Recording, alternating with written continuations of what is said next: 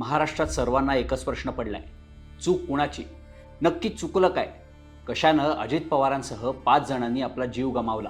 अपघात स्थळावरचे viral video तर हेच सांगतात की विमानाचा स्फोट भयंकर होता. सगळा महाराष्ट्र हळहळतोय आणि आता विमान ज्या कंपनीकडून पुरवण्यात आलं होतं त्या कंपनीसह विमानावर काही प्रश्नचिन्ह उभे राहत आहेत. त्याची ही चर्चा आहे. ते नेमकं काय पाहूया त्या व्हिडिओमधून.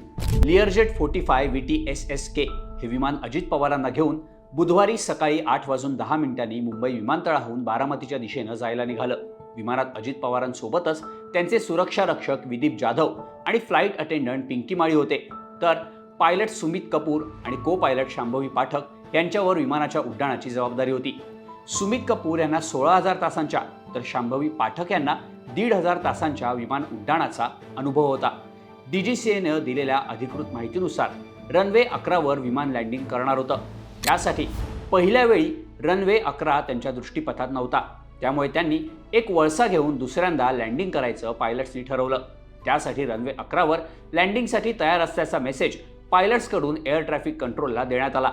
पण कंट्रोल रूमकडून देण्यात आलेल्या लँडिंग क्लिअरन्सला पायलट्सनी कोणताही रिप्लाय दिला नाही. त्यानंतर काही वेळातच रनवे 11च्या बाजूला आगीचे लोट पाहायला मिळाले. आता ज्या VSR एव्हिएशन कंपनीकडून अजित पवारांना हे विमान पुरवण्यात आलं होतं त्या कंपनीवर काही प्रश्न निर्माण केले जात आहेत. ही कंपनी कॅप्टन विजय सिंग आणि रोहित सिंग यांच्या मालकीची आहे. दिल्लीच्या वसंत कुंज इथून या कंपनीचा कारभार चालतो.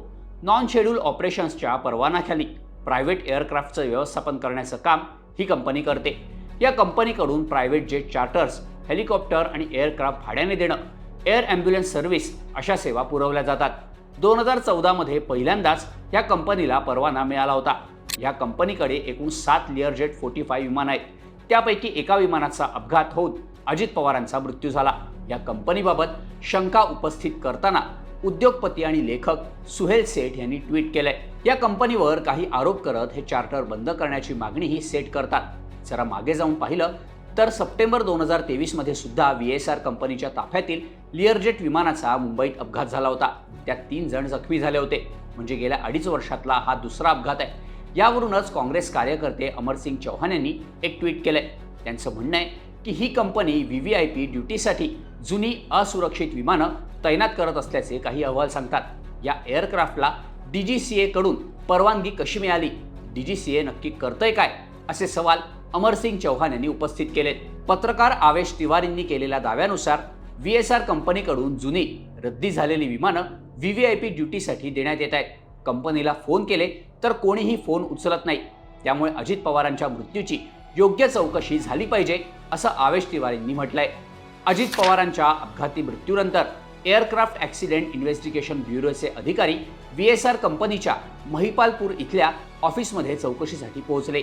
याबाबत VSRचे मालक विजय सिंग यांनी माध्यमांना माहिती दिली. एअरक्राफ्टमध्ये कोणताही तांत्रिक बिघाड नव्हता. विमानाचे पायलट सुद्धा अनुभवी होते. कमी दृश्यमानतेमुळे हा अपघात झाला असल्याची शक्यता आहे. DGCA आणि AIB कडून चौकशी पूर्ण झाल्यानंतरच यावर निष्कर्ष काढणं आणि बोलणं योग्य राहील असं सिंग यांनी म्हटलंय. आता तपासाअंती काय खरं आणि काय खोटं या गोष्टींचा उलगडा होईलच. पण या साऱ्यात महाराष्ट्राने एक कार्यक्षम, दमदार आणि दिलदार नेता मात्र गमावला. हे दुःख कधीही भरून न येणार आहे.